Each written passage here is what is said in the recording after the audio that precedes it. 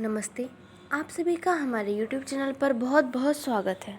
आज मैं आप सभी को अजय एकादशी व्रत पर सुनी जाने वाली कथा सुनाती हूँ। तो प्लीज़ इस वीडियो को एंड तक ज़रूर देखिए और हमारे चैनल को सब्सक्राइब करना ना भूलें। तो चलिए वीडियो स्टार्ट करते हैं। अजय एकादशी का महत्व। अर्जुन ने कहा, हे पुंडरीकाक्ष, मैंने श्रावण शुक्ल एकादशी अर्थात पुत्रदा एकादशी का सविस्तार वर्णन सुना। अब आप कृपा करके मुझे भाद्रपद माह के कृष्ण पक्ष की एकादशी के विषय में भी बतलाइए। इस एकादशी का क्या नाम है तथा इसके व्रत का क्या विधान है? इसका व्रत करने से किस फल की प्राप्ति होती है? श्री कृष्ण ने कहा, हे कुंती पुत्र, भाद्रपद माह की कृष्ण पक्ष की एकादशी को अजय एकादशी कहते हैं। इसका व्रत करने से सभी पाप नष्ट हो जाते हैं। इस लोक और परलोक में मदद करने वाले इस एकादशी व्रत के समान संसार में दूसरा कोई व्रत नहीं है। अब ध्यान पूर्वक इस एकादशी का महात्म्य अथवा कथा का श्रवण करो। पौराणिक काल में भगवान श्री राम के वंश में अयोध्या नगरी में एक चक्रवर्ती राजा हरिश्चंद्र नाम के एक राजा हुए थे। राजा अपनी सत्यनिष्ठा और ईमानदारी के लिए प्रसिद्ध थे। एक बार देवताओं ने इनकी परीक्षा लेने की योजना बनाई। राजा ने स्वप्न में देखा कि ऋषि विश्वामित्र को उन्होंने अपना राजपाट दान कर दिया है। सुबह विश्वामित्र वास्तव में उनके द्वार पर आकर कहने लगे कि तुमने स्वप्न में मुझे अपना राज्य दान कर दिया। राजा ने सत्यनिष्ठ व्रत का पालन करते हुए संपूर्ण राज्य विश्वामित्र को सौंप दिया।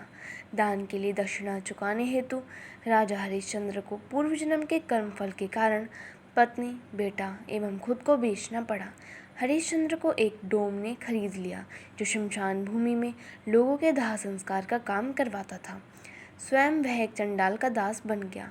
उसने उस चांडाल के यहाँ कफन लेने का काम किया, किंतु उसने इस आपत्ति के काम में भी सत्य का साथ नहीं छोड़ा।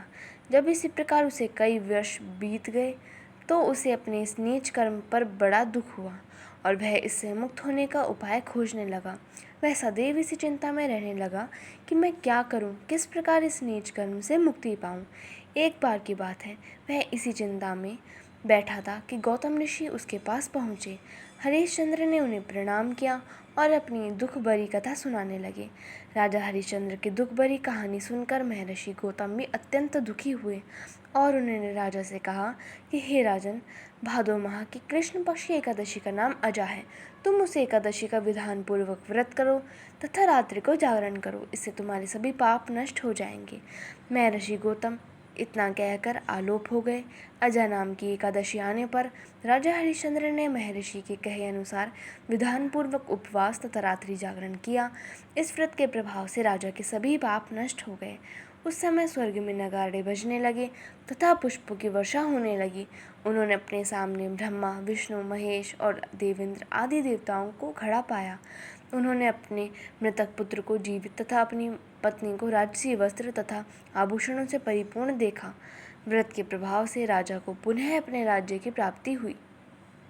वास्तव में एक ऋषि ने राजा की परीक्षा लेने के लिए यह सब कौतुक किया था, परंतु अजय एकादशी के व्रत के प्रभाव से ऋषि द्वारा रची गई सारी माया समाप्त हो गई और अंत में हरिश्चंद्र अपने परिवार सहित स्वर्गलोक को गया।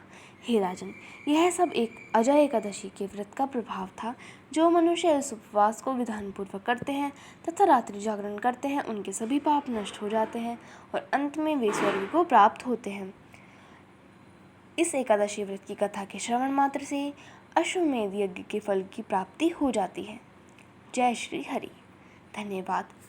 इस वीडियो में बस इतना ही। तो प्लीज़ हमारी वीडियोस को लाइक कीजिए, शेयर कीजिए और हमारे चैनल को सब्सक्राइब कर लीजिए और बेल आइकन दबाना ना भूलें ताकि आगे आने वाली वीडियोस की नोटिफिकेशन आपको मिलती रहेगी।